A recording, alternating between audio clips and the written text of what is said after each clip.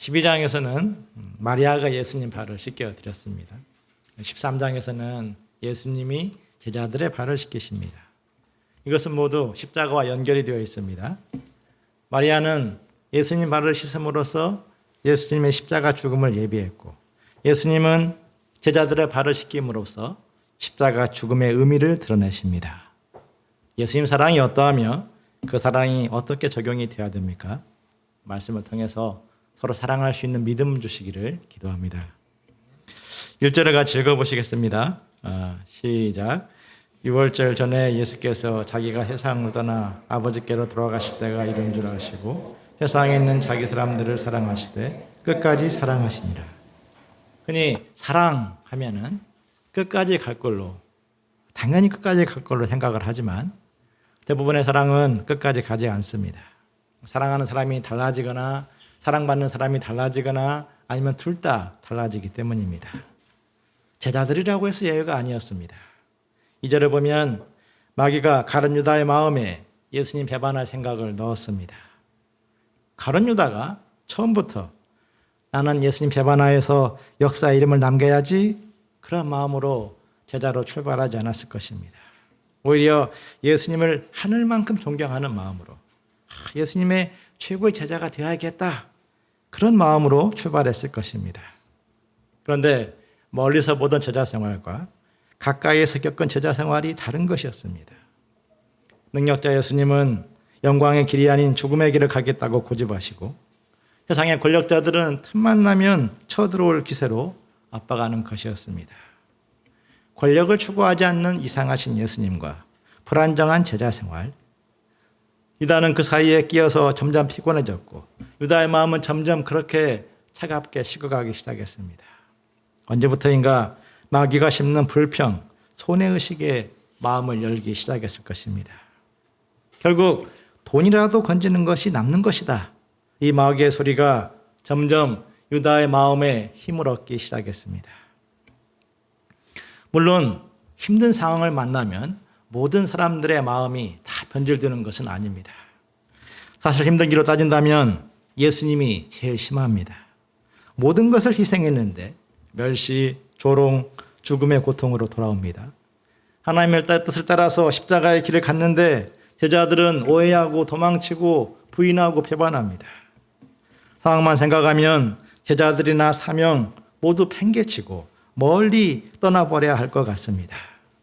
그런데도 예수님은 도망치고 부인하고 배반하는 제자들을 끝까지 아끼고 그들을 끝까지 돕습니다. 3절을 보십시오. 저녁 먹는 중이었습니다. 예수님은 하나님께서 모든 것을 자기 손에 맡기신 것과 또 자기가 하나님께로 오셨다가 하나님께로 돌아갈 것을 아셨습니다. 조금 있으면 십자가 죽음을 당하실 것을 아신 것입니다. 고통스러운 시간이 다가오면 주위를 돌아볼 여유를 갖기가 결코 쉽지가 않습니다. 그런데 예수님은 저녁 잡수시던 그 자리에서 일어나서 겉옷을 벗고 수건을 탁 두르시고 대야에 물을 떠서 제자들의 발을 씻기시는 것이었습니다. 하나씩 하나씩 불러서 발을 탁 물로 씻겨주고 허리에 두른 수건으로 그 발을 탁 닦아주었습니다. 이는 당시에는 신분이 천한 하인들이 나는 일이었기 때문에 상식과 법규를 뛰어넘는 예수님 모습이 제자들에게 큰 충격을 주었을 것입니다. 수제자 베드로가 제일 크게 충격을 받고 오히려 그는 강하게 반발했습니다. 주여, 주께서 왜 내 발을 씻으시나이까? 예수님은 베드로를 향하여 말씀하십니다. 7절을 보십시오. 내가 하는 것을 내가 지금은 알지 못하나 이후에는 알리라. 이쯤 하면 마지못한 척 발을 내밀어야 되는데 베드로도 한 고집합니다. 내 발은 절대로 씻기지 못할 것입니다. 저는 그런 개념 없는 제자가 절대 아닙니다. 이렇게 강하게 반발했습니다. 그러자 예수님은 베드로를 칭찬하기는커녕 냉정한 말씀을 하십니다. 내가 너를 씻겨주지 아니하면 너가 나와 아무 상관이 없느니라. 아무 상관이 없다, 이 말씀은 나와 함께 아무것도 나누어 가질 수 없다, 그런 말씀입니다. 예수님의 용서, 예수님의 나라, 예수님의 축복을 누릴 수 없다, 그런 충격적인 말씀입니다. 이 베드로는 발을 내밀지 않는 것을 예절과 법도를 지킨 좋은 것으로 생각했는데 그것은 허물과 죄를 씻어주러 오신 예수님을 배척하는 것이기 때문입니다. 세족식은 피 흘려 죽으심으로써 택하신 자들의 더러움을 씻어주실 십자가를 상징하고 있습니다. 예수님을 통해서 허물과 죄를 씻음 받을 때 나와 예수님과의 온전한 관계가 시작됩니다. 거기에서 우리가 예수님에게 있는 것, 구원, 또 영생, 하나님의 나라, 그 모든 분깃을 나누어 가지게 됩니다. 그러므로 이 관계가 가르치고 배워야 될 스승과 제자의 관계, 사명을 주고 그것을 이루어야 될 지도자 백성의 관계보다 더 중요한 것입니다. 이는 부모와 자녀의 관계에 비유할 수 있습니다. 좋은 자녀는 돈을 잘 버는 자녀, 공부를 잘하는 자녀가 아니라 있는 모습 그대로 부모에게 나오는 자녀입니다. 이것이 되어 있어야 정말 좋은 자녀입니다. 나머지는 그 위에 쌓아가는 것입니다. 아프면 아프다, 잘못했으면 잘못했다, 부모에게 드러내고 도움받고 책망도 받고 격려도 받으며 관계를 회복하기에 노력하는 자녀입니다. 그렇게 좋은 자녀로 살아갈 때 좋은 부모가 됩니다. 그런 자녀를 받아주고 따뜻하게 안아주고 격려하는 사람이 또한 좋은 부모입니다. 그렇게 좋은 부모가 좋은 자녀를 만들어 갑니다. 예수님과 우리의 관계도 바로 그런 관계 속에서 출발해야 됩니다. 있는 모습 그대로 예수님 앞에 나아가고 예수님이 받아주실 것을 믿고 그 안에서 풍성한 자유와 은혜를 누리는 생활이 가장 먼저 시작돼야 됩니다. 그런 사람은 약한 것 같으나 강하고 빈틈이 많은 것 같으나 하나님의 능하신 손길을 드러냅니다. 발은 인체에서 가장 쉽게 더러워지는 부위입니다. 저같이 땀을 많이 흘리는 사람은요, 여름철 조금만 오래 걸어도 발에서 고약한 냄새가 납니다. 발이 때마다 더러워지는 것은 세상을 사는 동안 더러운 문제를 끊임없이 만나는 우리 인생의 모습을 의미합니다. 다른 사람의 죄 문제로 인해 더러워지기도 하고 내게 있는 정욕, 탐욕 혹은 시기심과 교만해지로 자신과 주위를 더럽히기도 합니다. 청년의 때에 부딪히는 죄 문제가 있고 중년의 때에 부딪히는 죄 문제가 있고 노년의 때에 부딪히는 죄 문제가 있습니다. 높은 곳에 올라갔기 때문에 부딪히는 죄 문제, 교만에 빠지기도 하고 당장의 실패에 짓눌려서 깊은 절망과 불신에 빠지기도 합니다. 매 순간 희생받고 새로워지기를 사모하지 않는다면 우리는 어느 순간부터 낡은 가죽 부대처럼 딱딱해지고 형식화되어 버립니다. 제가 아는 어떤 목자는 날마다 수시간 기도하는데 기도의 많은 시간을 예수님 사랑을 묵상하고 예수님에게 사랑한다는 고백에 힘을 쓴다고 했습니다. 그걸 통해서 자기 안에 있는 힘든 생각들, 어두운 마음들 다 토해낸다고 했습니다. 그렇게 하지 않으면 사람에게 치여 죽을 것 같아서, 숨막혀 죽을 것 같아서 그렇게 한다고 했습니다. 날마다 씻음받고 새로워지지 않는 사람은 세상의 악한 세력과 자기 안에 있는 죄의 소욕에 붙잡혀 무너지고 맙니다. 예수님은 우리를 씻겨주기 위해서 십자가에서 대속의 피를 흘리셨습니다. 예수님의 피는 세상의 어떤 더러움도 씻어내는 놀라운 능력이 있습니다. 그러므로 주님, 제게 이런 모습이 있고 제가 이 정도밖에 안 됩니다. 그래서 부끄럽고 화가 나기도 합니다. 그런데도 나를 영접하여 주시고 가장 귀한 것을 희생하신 그 사랑을 믿고 나옵니다. 주님, 제가 주님을 사랑하고 주님께 제 마음을 드립니다. 그렇게 발 씻기를 사모하는 자들에게 하늘의 복이 주어집니다. 우리에게 믿음을 주시기를 기도합니다. 12절부터 17절은 세족식이 가진 두 번째 의미, 공동체 윤리에 대한 말씀입니다. 예수님은 제자들의 발을 씻기신 후에 다시 앉아 말씀하십니다. 13절, 14절을 같이 읽어보시겠습니다. 시작. 주라 하님, 오토다. 내가 그러하다. 내가 주와 또는 선생이 되어 너희 발을 씻었으니 너희도 서로 발을 씻어주는 것이 옳으니라. 예수님이 만약에 이렇게 말씀하셨다면 내가 주와 또는 선생이 되어서 너희 발을 씻겼으니 너희도 내 발을 씻기는 것이 옳으니라.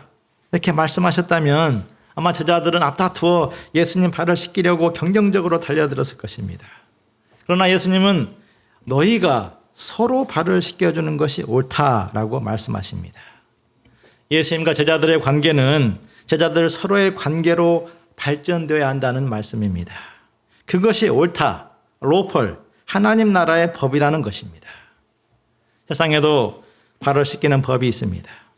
저는 군 생활을 하면서 고참에 양말을 빨았고 신발을 빨았고 밥 먹으면 식판을 닦았습니다. 자고 일어나면 모포를 개주었고 저녁 점호 시간 전에는 그의 관물대를 아주 깔끔하게 정리해 주었습니다. 하급자가 상급자의 발을 씻기는 것, 그것이 군대의 법이고 세상의 법이었습니다. 그러나 하나님 나라의 법은 낮은 자나 높은 자나 서로가 서로의 발을 씻겨주는 것입니다.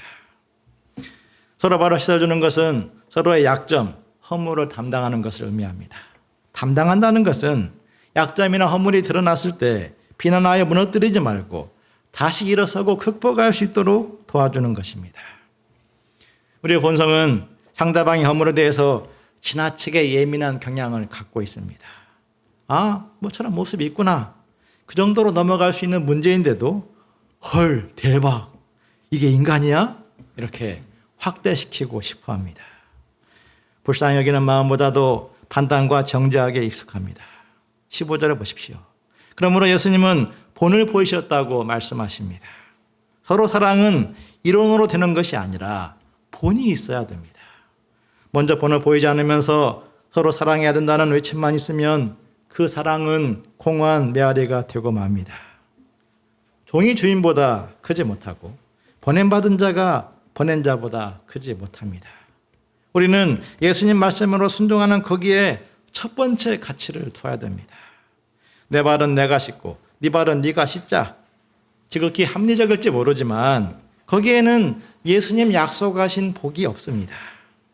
만일 나의 유익, 나의 존심, 나의 영광만을 위하여 살아가는데도 행복한 사람이 있다면 그는 정말 거듭난 사람인지 되돌아볼 필요가 있습니다. 이 목자가 저 목자의 종이 되고 저 목자가 이 목자의 종이 될 때 복이 있습니다. 목자가 양의 종이 되어주고 양이 목자의 종이 되어줄 때 복이 있습니다. 남편이 아내를 아끼고 아내는 남편을 높이는 가정, 부모가 자녀의 종이 되고 자녀가 부모의 종이 되는 가정에 복이 있는 것입니다. 어쩔 수 없이 그냥 살아가기 위해서 그리야 하는 것이 아니라 그것의 의미를 알고 행하는 거기에 복이 있습니다. 18절에서 30절은 영적인 측면에서 예수님이 제자들과 가룟 유다의 발을 씻겨주는 모습이라 할 수 있습니다. 예수님은 가룟 유다의 배신을 알고 있습니다.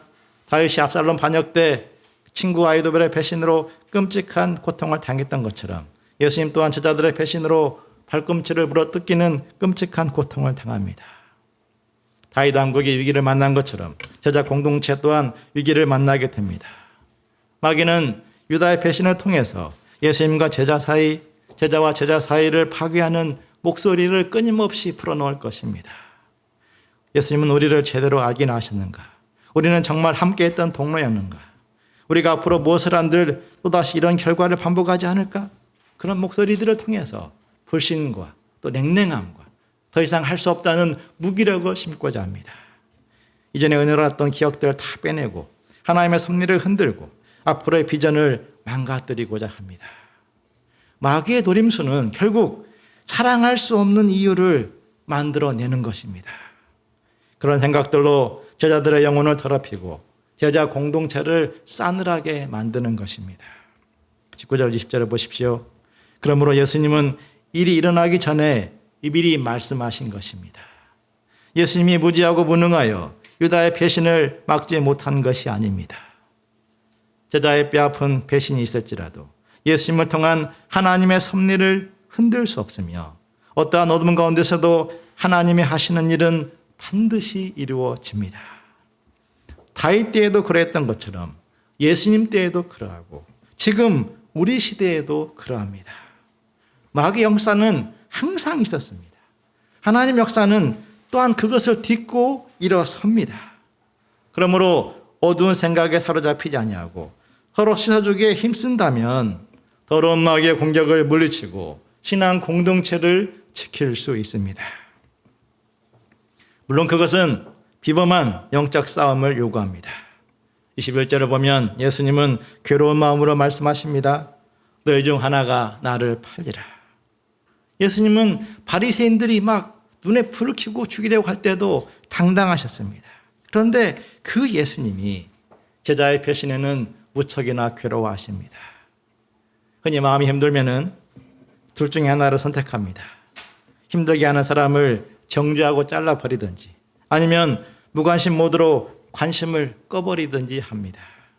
예수님은 배반자의 신상을 공개하여 모임에서 잘라내거나 혹은 그를 투명인간 취급하거나 둘 중 하나를 택할 수 있습니다.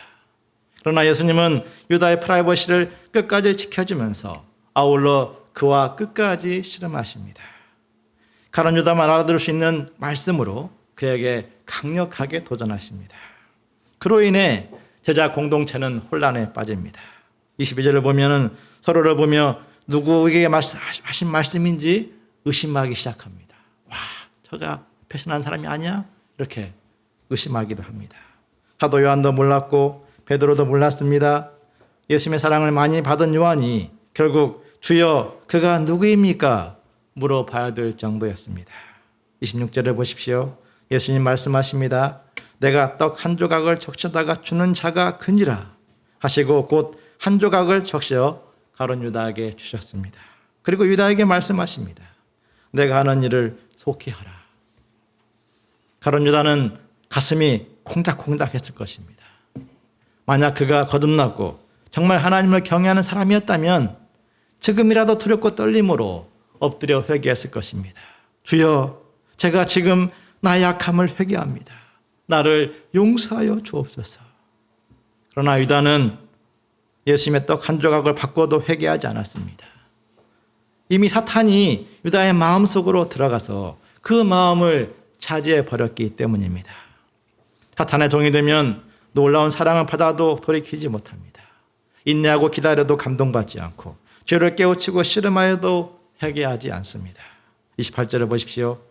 그때까지 예수님과 유다의 대화가 무엇을 의미하는지 아는 제자가 없었습니다.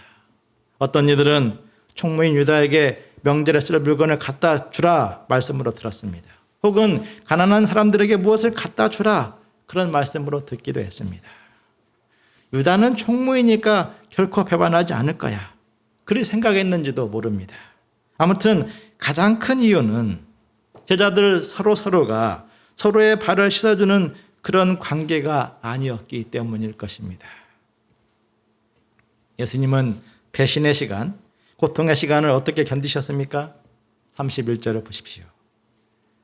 지금 인자가 영광을 받았고 하나님도 인자로 말미암아 영광을 받으셨도다.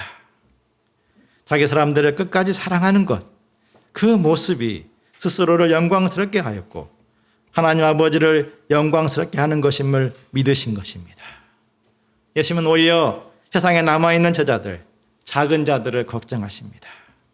현재 제자들은 사랑이 작은 자들, 믿음이 작은 자들, 소망이 작은 자들입니다. 조금 있으면 예수님은 더 이상 그들과 함께 해줄 수 없습니다. 예수님은 없고 세상은 악한데 작은 자들이 어떻게 이 땅에 남아서 제자 공동체를 이루고 복음 역사를 섬길 수 있습니까? 34절을 같이 읽어보시겠습니다. 시작.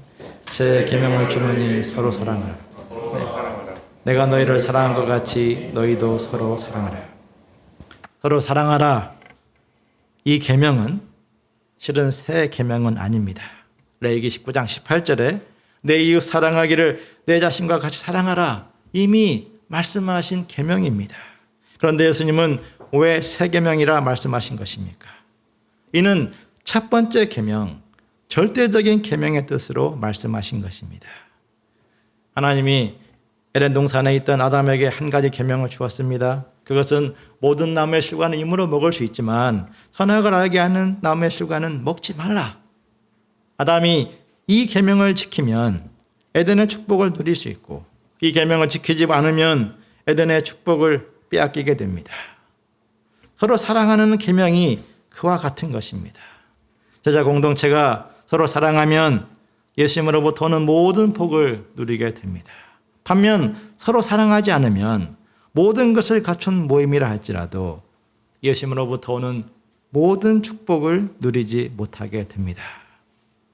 계명은 선과 악, 축복과 저주의 기준점입니다. 계명을 지키면 복이 오고 계명을 지키지 못하면 저주가 옵니다. 계명을 지키지 않는 것이 악이고 계명을 지킨 것이 선입니다. 제자들이 서로 사랑으로 나아가면 복이 오고 선을 행한 것입니다. 서로 사랑하지 않으면 악을 행한 것이고 저주가 옵니다. 우리가 복 있는 공동체, 영적 공동체를 이루기 원한다면 서로 사랑하라는 계명에 순종하고 있는가 진지하게 되물어봐야 됩니다. 모든 가치 위에 사랑을 올려놔야 됩니다. 아무리 빛나는 가치라 할지라도 사랑이 없으면 그것은 빛 잃은 것이 되고 맙니다. 사도 바울은 사람의 방언과 천사의 말을 할지라도 사랑이 없으면 소리나는 구리와 울리는 꽹과리가 된다고 했습니다. 사랑이 무엇입니까? 사랑은 오래 참는 것입니다. 사랑은 온유하며 시기하지 않는 것입니다. 사랑은 자랑하지 아니하고 교만하지 아니하고 물에 행하지 아니하고 자기의 유익을 구하지 않는 것입니다. 성내지 아니하고 악한 것을 생각하지 아니하고 불의를 기뻐하지 아니하며 진리와 함께 기뻐하는 것입니다. 사랑은 모든 것을 참으며 모든 것을 믿으며 모든 것을 바라고 견디는 것입니다. 우리가 서로 사랑하라 이 말씀을 계명의 말씀으로 영접하고 사랑하기에 힘쓸 때 온전히 하나님의 영광을 드러낼 것을 믿습니다. 누군가 우리 시대를 달구어진 쇳덩이에 비유했습니다. 조그만 일에 너무나 쉽게 막 이렇게 분노하는, 그래서 막 서로가 서로에게 막 공격하고 상처를 입히는 그런 모습을 비유한 것입니다. 많은 사람들의 영혼이 불덩이처럼 달아올라 있습니다. 물론 우리 시대가 현실적으로 결코 쉽지 않은 모습을 많이 갖고 있는 것은 분명합니다. 언제까지 마스크를 써야 될지 모르는 이 역병이 우리를 화나게 만듭니다. 불확실한 미래를 생각하면 스트레스입니다. 끝없이 오르는 집값 앞에 무력한 자신을 볼 때 분노하기도 합니다. 세상에 대한 안테나를 곤두세우면 화나는 것이 당연하게 와닿을 수 있고, 그래서 누군가에게 이 분노를 뿜어내고 싶어 합니다. 신자유주의 시대, 개인주의 시대의 불가피한 현상이 아니라, 그러나 영적으로 보면 이것은 예수님의 사랑을 붙들지 않기 때문입니다. 서로 사랑을 계명으로 받아들이기보다도 자기 감정에 기초한 옵션으로 생각하면 우리는 세상에서 끊임없이 분노하고 끊임없이 그 굴레 속에 갇혀 살 수밖에 없습니다. 그러나 우리 주님께서 가르쳐 주신 사랑은 죽음처럼 강합니다. 나의 더러움을 씻어주시고 사랑의 세계로 인도하신 예수님을 따라 사랑을 배우고자 기도해야 됩니다. 하나님은 그들을 통해 당신의 이름을 드러내십니다. 35절을 같이 읽어보시겠습니다. 시작. 너희가 서로 사랑하면 이로써 모든 사람이 너희가 내 제자인 줄 알리라. 초대교회는 지금 시대와 비교할 수 없을 정도로 힘든 상황을 만났습니다. 유대인들은 배척했고 로마 제국은 박해했습니다. 그럴지라도 저들은 서로 사랑하기에 힘썼습니다. 초대교회를 박해했던 어떤 이교도가 남긴 글이 있습니다.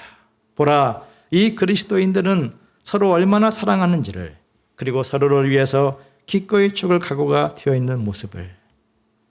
교회가 그렇게 서로 사랑하기에 힘썼을 때 그 교회는 로마를 이기고 전 세계로 하나님의 나라를 퍼뜨렸습니다.